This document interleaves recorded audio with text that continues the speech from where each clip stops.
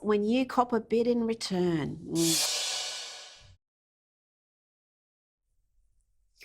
I'm now joined by my robust three-person panel with Liberal Senator Holly Hughes, former Speaker of the House Bronwyn Bishop, and Melbourne Deputy Lord Mayor and world-class male feminist Nicholas Reece. Just when we thought COVID madness was subsiding, here is a story that I just cannot believe. 7 schools attending the Ballarat Head of the Lake rowing regatta have been banned from chanting, from doing their school chants because of COVID-19. Bronwyn, is this really a COVID measure, or are the chants considered a little too masculine and toxic for today's sensibilities? Look, Rita, I just think it's more of the ridiculousness and arbitrariness that we've had of all the COVID lockdowns and banning of this, and you can't do that. For heavens, it's right in line with that article you wrote today, which said that primary school children, 3 to 6, they have to wear masks, but in high school, no, you don't have to. I mean, where is the logic of any of that? And singing and dancing are back. Well, if you can have a Gregorian chant, why can't you have a boat race chant? There's just no sense to any of it. So it's just more of the people who've become used to telling people how to live their lives, terribly reluctant to give it up. And we're just going to have to make them do it. Well, we do, because this is just not right, Nicholas. Those school chants are just something that is so uniquely special. And I remember the first time I saw my son's school do it, I was thrilled, and it just gets the kids excited. It gets that school spirit going. Why put an end to that? We've got brothels open, for the love of God, but we can't have kids chanting outdoors by the lake. Look, I'm as puzzled as you are about this one, Rita. I don't know what's wrong with the kids chanting and cheering. I believe the 7 schools involved got together and decided to do this for COVID-safe reasons. Just to be clear for viewers, it's got nothing to do with, state or federal health restrictions. The schools themselves have made a decision. They say it's because COVID's safe for safety reasons. But of course, in Victoria now, you can get on a dance floor with other people and dance around. And I mean, that's the kind of COVID equivalent of a Petri dish. So I can't see why, on the basis of COVID reasons, kids couldn't stand on the bank of a river or a lake and cheer on their school colleagues, their chums, their comrades out on the water. It just shows how catching authoritarianism is. They're so used to seeing people oppressed that they've taken on the responsibility of oppressing some more. The schools, if I were one of the parents of those schools, I'd be writing in some very strongly worded emails. Now, let's move along to Prime Minister Scott Morrison endorsing a bill that would exclude trans women from competing in women's sporting competitions. Earlier this month, Senator Claire Chandler introduced the Save Women's Sport Bill to Parliament, which Scott Morrison has backed. We've seen transgender athletes with an unfair biological advantage dominate in certain arenas. Most recently, just in the recent days, we had Leah Thomas breaking records in the pool. This decision by the PM is a sound one, Holly, but the activists and members of the media are going to come after him for it. Oh, look, absolutely. And I think it's a really good bill. It is sensible. And as you say, we've seen over in the US a swimmer who was coming something like 623rd ranked when he was participating as a male swimmer, and now transitioning and is beating the women by a number of seconds in every race and taking it out. It's part of this agenda that we see to cancel biological women, that we're chest feeders, not breastfeeders, a pregnant person, a person with a uterus. And these are really offensive terms to a lot of women because it is cancelling women out. Men, or biological men with the testosterone and those hormones, are physically stronger than women, which is why you have men and women's sport in the first place. I appreciate that there will be some in the trans community that are upset by this, but perhaps we need to have trans sports, or, you know, same as when we look at what's happening in the AFL and some of the other sporting arenas, it's physically more dominant participants that are overriding the women who train so hard, but just purely because of physical differences are being relegated to second place. Oh, I mean, the unfairness of it is plain to see for anybody. No one could deny that. But Bronwyn, I wonder if the PM endorsing this bill so strongly, whether his Christian beliefs are going to come under attack again, and people are going to again say this is an anti-trans stance and really come after him on those ideological grounds. Look, Rita, I think Senator Claire Chandler, who's drafted this bill and bringing it forward, has been very outspoken and making the case for the need for it very soundly. And the Prime Minister is quite capable of dealing with people who attack him. It happens all the time. And I think it is important that, as Holly has said, it is part of the movement against women. I mean, the term mother they'd like to abolish. I mean, these are things that are intrinsic in us as women.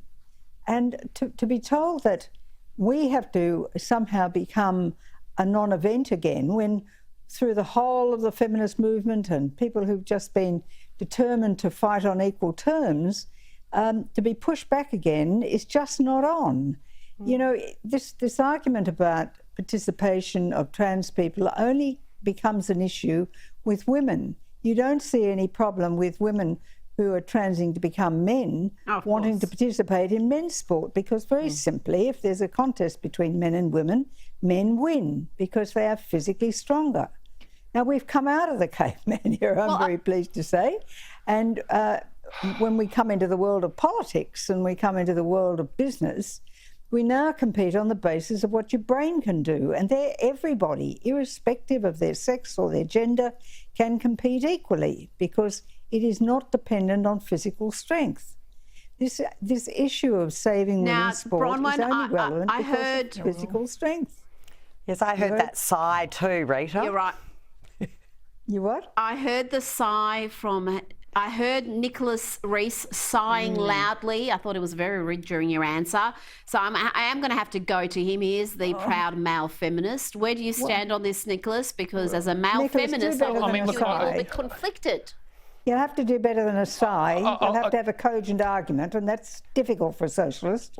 It is very difficult. Well, let me begin by saying that everybody on this panel is very intelligent and knows how politics works, and Sky News viewers are intelligent as well. And anyone with half a brain will know that this is Scott Morrison again turning transgender people into a political football. We saw that religious discrimination bill go down in flames when the Prime Minister got in a tangle because he wanted religious schools to be able to discriminate against transgender kids, and that offended so many people that eventually he had to defer it off into a committee process.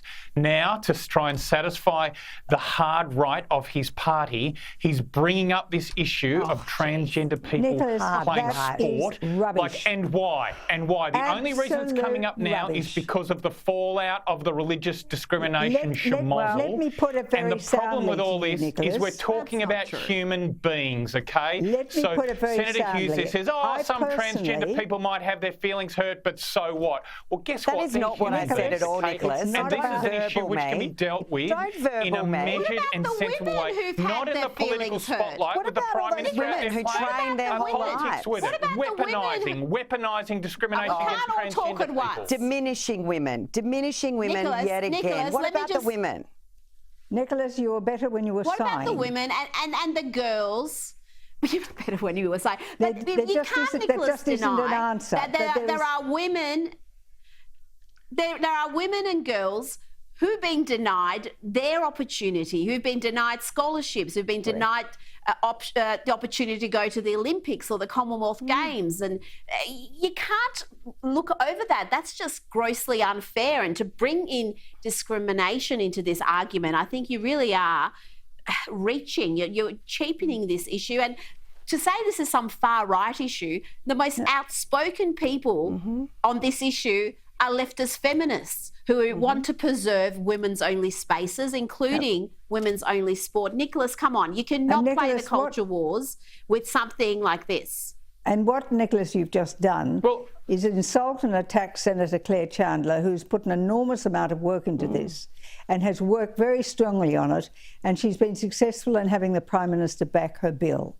Now, I think for you to try and say that's all to do with the Religious Freedom Bill, it was never a Religious Freedom Bill anyway, and from my point of view, I've made the case for me that I don't like the codification of rights, and I think that the protections in the Constitution for freedom of religion is the way it should be left. So there is no connection between the two. Senator Claire Chandler is the one who has been supported by the Prime Minister, and you'll find that there'll be a lot of people who will give support to that as well. Absolutely. Well, look, And yes, a lot we of people all agree across the political spectrum. It's all right, Sure. Rita. I mean, Nicholas look, just we has all to take agree. the opposite viewpoint of the rest of us. No, I don't. I mean, look, that's why we he's all such a agree joy that to there have need to be around. rules around people of gender and transgender people participating in sport. Nobody disagrees about that. And in fact, sporting codes in Australia, I think, have done a pretty good job within their sporting codes of developing rules around these things. You are just massively overstating this as an issue. You've cited one case from the United States where it was a university Do you want to talk about New and Zealand? now you're beating it up. You're beating it up as if there's a crisis in Australian sport over this. There is no such thing. The only reason this is on the agenda is because Scott Morrison needs to satisfy the hard right of his party after the humiliating crackdown and the mess he made over the religious discrimination bill. He's playing politics with a very sensitive reports of estimates talking about to have the hard Predictable. left. You know what? I'm going to move along because we're going to be caught on this because Nicholas is just going to be determined to be incorrigible. You cannot talk to the man. Speak now, facts and us logic. people with Will. uteruses should Respect just for sit all down. people in an inclusionary society. Well, yeah, it's not very inclusionary for the women who miss out, who've trained their entire life and devoted themselves to a sport, and see a bloke who was a mediocre athlete in the men's competition, transitions and becomes a woman, and suddenly is breaking records. Sorry, that's not fair. But I want to move along to this story out of South Australia, and I think it's a story that's going to really upset vegans everywhere. The Adelaide Advertiser reports a landmark study from South Australia has concluded that meat consumption correlates to greater life expectancy. Its authors also warned that cereal-based foods have lower nutritional value than meat. University of Adelaide researcher in biomedicine, Dr. Wenpeng Yu, says humans have evolved and thrived over millions of years because of their significant consumption of meat.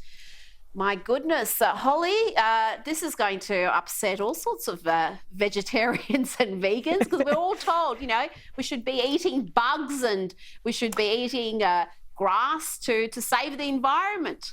Well, it's that old story. If someone does CrossFit and is a vegan, which one do they tell you about first? But bring on the ribeyes. Excellent. Do we have to cook it or can we still eat it in a tartare form? I'm just beside myself that finally we can get recognition. Not only is the glass of red wine good, but a good steak alongside with it. So I think that's excellent news for those of us who haven't jumped on some vegetarian, vegan bandwagon. Nicholas, are you going to have to counsel some of your students at Melbourne University? Are they just going to be distraught by this scientific development?